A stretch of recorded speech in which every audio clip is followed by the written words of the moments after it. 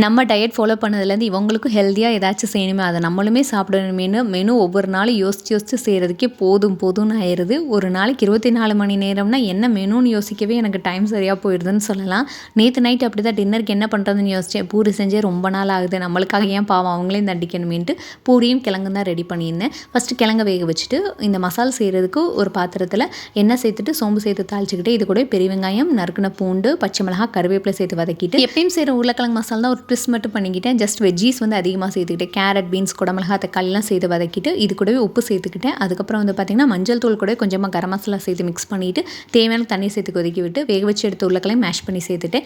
எப்பயுமே வந்து பார்த்திங்கன்னா பொட்டுக்கடலை மட்டும் தான் பவுடர் பண்ணுவேன். இன்றைக்கி வந்து கொஞ்சம் ஹெல்த்தியாக இருக்கணுமேட்டு பொட்டுக்கடலை கூடவே கொஞ்சமாக முந்திரியும் சேர்த்து பவுடர் பண்ணிட்டு அரைச்ச பவுடரில் தண்ணியில் சேர்த்து மிக்ஸ் பண்ணிட்டு கிரேவியோடு சேர்த்து கொதிக்க விட்டுட்டு மல்லியில் தூவிட்டு இறக்கிட்டேன். நாளைக்கு ஈவினிங் 4 o'clock ஒரு சூப்பரான vlog வரும், மிஸ் பண்ணாமல் பாருங்கள். பூரி கூடவே இந்த மசாலா தொட்டு சாப்பிட்டு அவ்வளோ சூப்பராக இருந்துச்சு. நீங்களும் ட்ரை பண்ணி பாருங்கள்.